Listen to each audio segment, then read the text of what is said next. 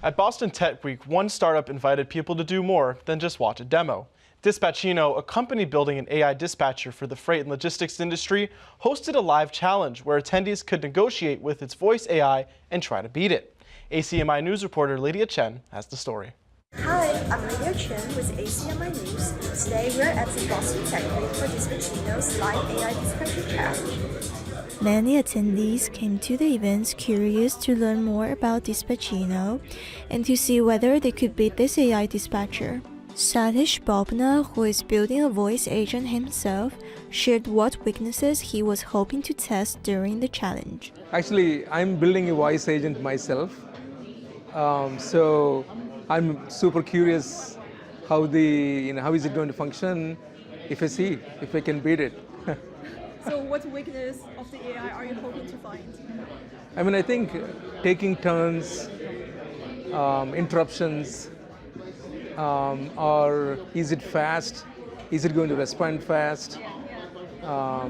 Is it going to understand my accent? Artur Lysenko, another attendee taking part in the challenge, also shared his thoughts before trying to beat the AI. Well, it seems so impressive. I'll do my best, but I don't think I stand a chance. As attendees prepare to test the AI, Dispatchino founders Ahmed Ali and Amr Ali explain the problem they are hoping to solve in the freight industry. So truck drivers and carrier companies, they have to do a lot of phone calls to acquire shipments, bid on loads around the country so they can transport these shipments. We are trying to help them and their dispatching teams by allowing them to automate portions of these calls, particularly the transactional ones where we're simply closing an information gap. And so that's part of what we do. We also help them with text messaging, so kind of like an automated way of reaching out on shipments, coordinating pickups and deliveries, as well as coordinate different shipments with different truckers or truck drivers in their company, in the carrier company. You're gonna order a burger a million ways, right? But yeah. You can't transport a shipment a million ways. So freight and vehicle transport is at this intersection where you're really just closing an information gap, because the conversations tend to be very unemotional, they tend to be very quick, and they tend to be, the return on them is really, really high. So you're making a phone call for 1 or 2 minutes, and the payout on it is 20% or 10% of the shipment. And so it's in one of these, I would say it's the ideal application of voice AI. So would you say it's HHSS? Yeah. Tell them what is that? It's high volume, high margin, short, simple conversations. Yeah. After learning more about Dispatchino, the AI technology appeared impressive and cutting edge.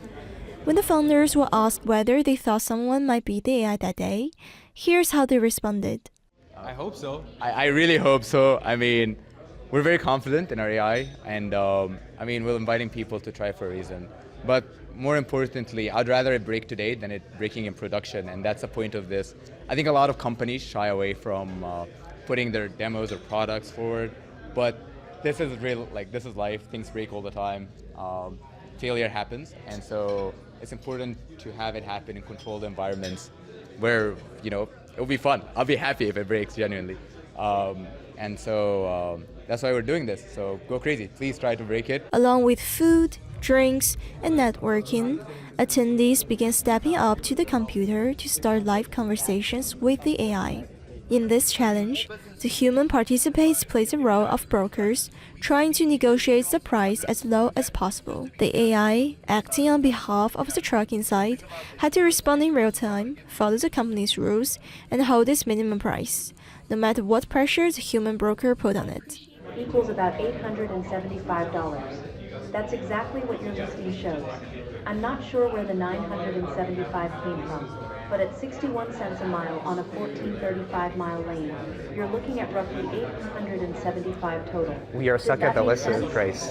I'd like to get this booked. Got it.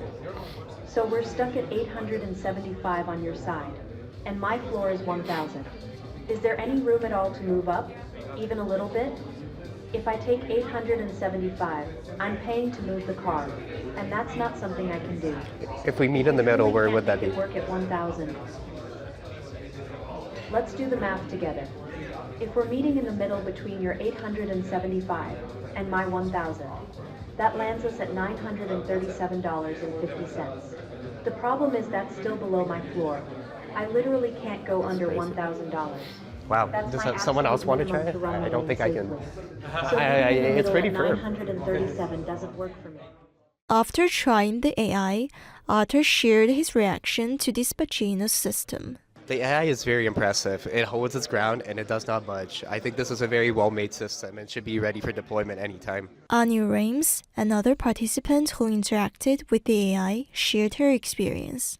It is fascinating because we keep hearing about voice, AI and voice, and this is a fantastic way. They've really done a great job. They've taken AI features and they've essentially found a use case where there's a lot of demand that's live, and they've created a product, and essentially we were trying to break the product. To get them to lower the rates, I tried a few things. I said there was a flood. I asked, is it possible to reduce the rates on humanitarian grounds? So we tried to make a lot of edge cases. I tried to get angry, and the good thing was at the end, when it couldn't handle the conversation, they kind of escalated to the manager. So the human would come in. And so it was set up really well. As AI continues to advance rapidly, especially at events like Boston Tech Week, participant Philly Joe also shared his thoughts on the future relationship between AI and humans.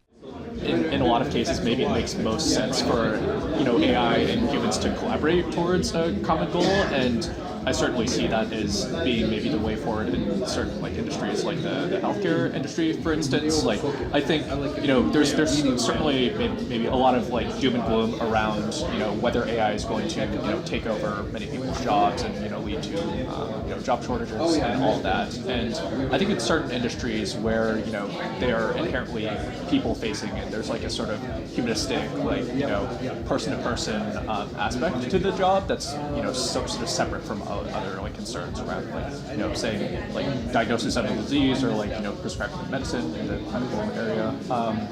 Because of that, I think humans will always have a role to play in these sort of systems, and in that sense, I'm almost optimistic for the use of AI in those fields, since it could massively accelerate, human progress and human flourishing, and also, enhance our ability to, help people live better lives. But that's only if, the AI is developed and deployed in a way that's, ethical and, carefully thought out. I think there's a lot of also room for harm and, danger if these sorts of tools are not properly regulated and deployed. Attendees Manoj and Nimisha also share their thoughts and personal experiences with AI. Our work is evolving so much. I mean, even in my day job, I use and leverage AI so much, and day by day you see new tools coming out for note-taking, for transcribing, for the way you interact with your computer, workflows. Eliminating boring admin tasks. 100%. So I think you're only going to see AI creep into work more and more. And really what I find it does for me, it makes me more efficient and I can do my tasks quicker. Yeah, for sure. At the same time, I feel I've got a little bit dumber because I feel like I'm... Sometimes you do rely on it a little too heavily, which isn't great. Yeah. But hey, if it helps and kind of take some tasks off your plate, then why not? Yeah. But yeah, I agree. Sometimes I could stay away from it, and I can do it myself. For Dispatchino, Beat Dispatchino was more than a product demo.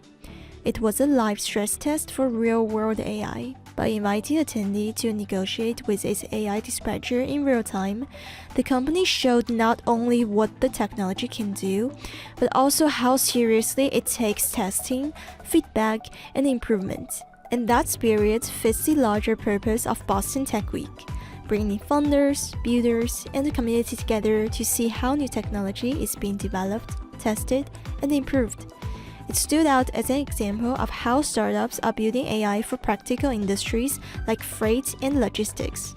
not just to impress people, but also solve the real problems. For attendees, the events offered a hands-on look at a future where AI can handle routine conversations, while humans remain essential for oversight, judgment, and trust.